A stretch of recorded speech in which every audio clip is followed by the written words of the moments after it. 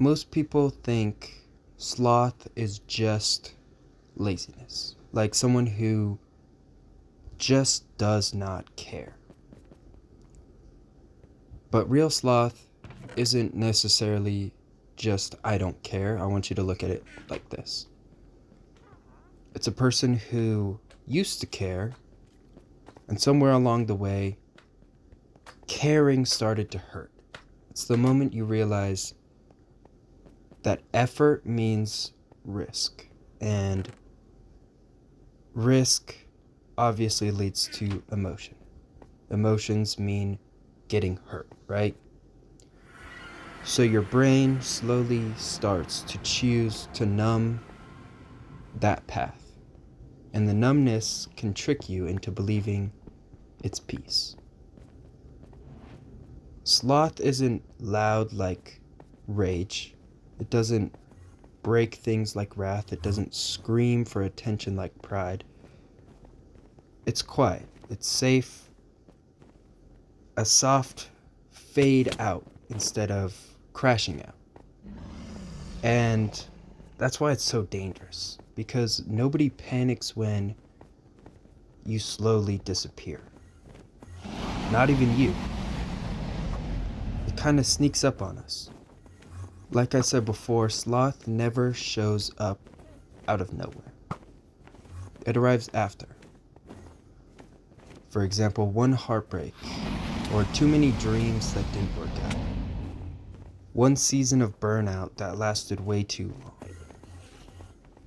And it starts really small. You stop trying new things because what's the point, you know? You stop being honest with yourself because that requires energy. You stop taking risks because failure bruised you once. So instead of taking action and accountability, you kind of default to autopilot. You wake up and you instantly scroll on your phone and distract yourself, and then you go to bed and the cycle continues. And a lot of people like to convince themselves that this is normal. And on paper you look fine, but inside you feel like a ghost inside your own routine. Like you're watching your life happen instead of living it. And being able to admit that is terrifying. So you don't.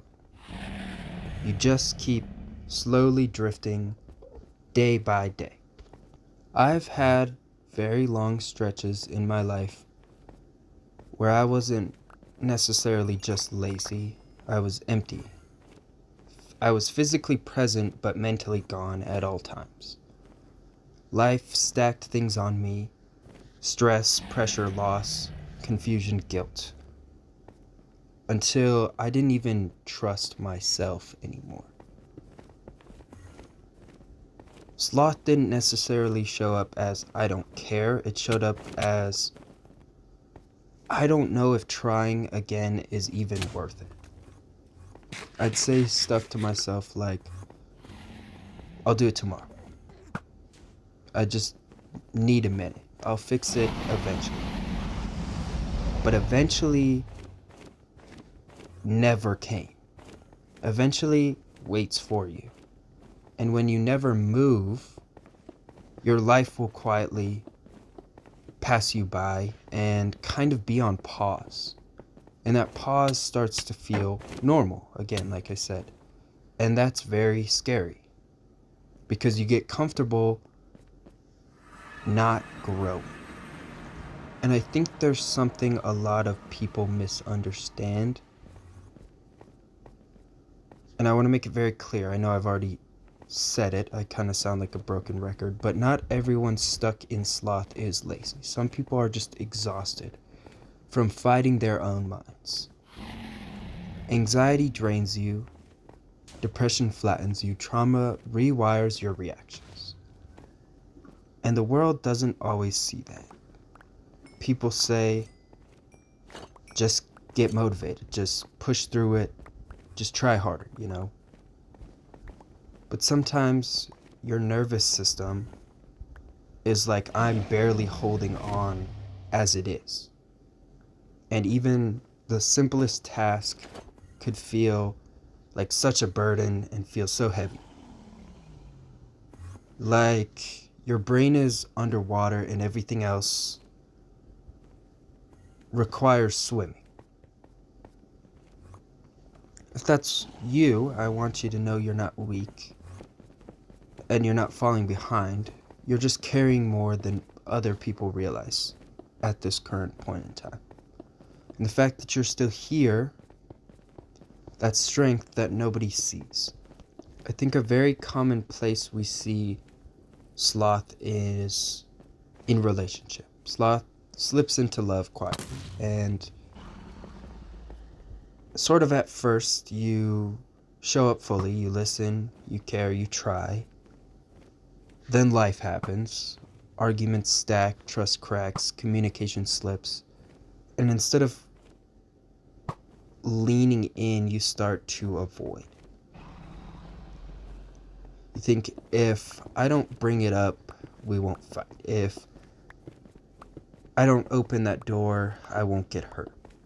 So you stop asking the deep, uncomfortable questions. You stop planning hangouts. You stop being intentional. Not because you don't love them, but because connecting deeply costs energy again. And you already feel so drained. And soon you're sitting next to someone you love, but still feel miles away inside. And the relationship doesn't just collapse dramatically, it'll fade away slowly over time. Love doesn't always break. Sometimes it just stops being fed. Another example I can think of on the top of my head is dreams, or like wanting to achieve some big goal. So many dreams die quietly. Books never written, songs never recorded, businesses never started, conversations never had, to name a few. Again, not because people didn't care, but because getting started is terrifying. It's the hardest part because it raises so many questions. What if I fail? What if I'm not good enough? What if people laugh at me? So you choose the safer, the lesser of two evils, the pain of never trying. And that pain is so slow, so silent, and respectable that nobody questions it. But years later down the road, it'll hit you and you'll realize that you built a life that kept you comfortable, but never alive. And that realization is brutal, because regret is sloth's final form. So where might sloth come from? As we already established, real sloth isn't just laziness. The way I like to look at it, it's an emotional self-defense. You were hurt, you were embarrassed, rejected, overwhelmed, ignored, pressured, abandoned. And now your brain is saying, if you don't try, then we just can't lose. But obviously that logic has costs. You don't just block out pain. You block out passion, you block out curiosity, joy, connection, and purpose. You numb everything, and numb obviously isn't peaceful. The way I like to look at it is it's silent suffering. And that's just such a miserable way to live your life. So what steps can we take to heal? You don't heal sloth with motivational speeches or some guy on the internet telling you to be better, do better, You heal it with compassion for yourself. I want you to start small, like boring small, unimpressive small. Something as simple as drinking water or sitting in the sunlight, taking a shower. Write. Tell no one truth. Do one task, not 10, and celebrate it, because you're not rebuilding productivity. You're rebuilding trust with yourself. I want you to look at it like you're proving to yourself that I can still show up for me. And that is so important and matters so much more than you realize. I think another thing it's hard for people to understand is sloth doesn't always look sad. And it's kind of hard to put into words if you haven't experienced it. But it looks comfortable. You have the same routine, the same people, the same habits, same distractions every day. And nothing is necessarily terrible, but nothing is good either. And because it isn't necessarily painful enough to force change, you just stay. You stop taking the risks, you stop showing up, you stop chasing the version of yourself you once dreamed about. And you kind of settle for this good enough mentality. Sloth is when the bare minimum becomes the default. You avoid hard conversations, you avoid growth, you avoid anything that might stretch you in any way, mentally and physically. Not because you hate your life, but because you fear the discomfort of building a better one. So you just repeat the same day over and over and over again. And you call it life. And the danger isn't that you fail.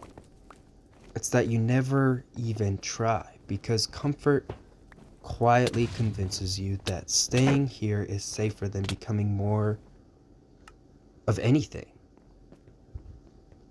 But safe isn't always good. Safe isn't always alive. Sometimes sloth is the slowest way to disappear without anybody, including you, or realizing it. So if you feel lost right now, if you're sleeping in till 2 p.m., I want you to know you're not failing. You are learning how to live again after life numbed you. And you still have time to make the change. There is still hope. You're not some broken, unfixable thing, right? There's still a spark inside of you. Even if it's small or locked in a cage, even if it's faint, even if it is flickering, it's still there. And you don't need to rush into things. Like I said, small baby steps, like drinking water. Healing isn't a race. It's a return. A slow return at that. To feel feeling. To feel wanted. To feel trying, caring, living. And I promise you that you will get there. Even if today you're just breathing. That counts. That is a small victory. I wanted to say one more thing.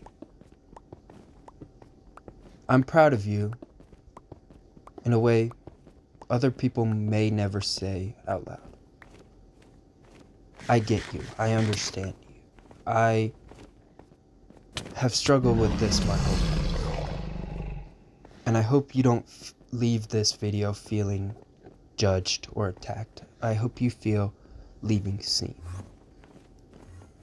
You are not lazy. I cannot express that enough. You are not hopeless. You are not done. Your story isn't finished.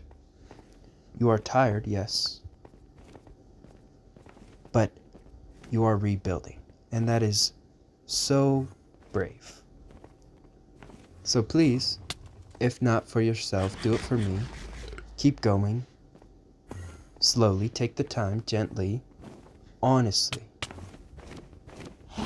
Your life is still worth leaning into. And you're still worth showing up for every single day. And before I go, I just want to say thank you, seriously. The support on this series has been insane, not only on YouTube, but on TikTok too. The comments, the shares, the people saying these videos help them feel seen. It means so much more than we started this series talking about 7 deadly sins, like they were boss fights, if you will.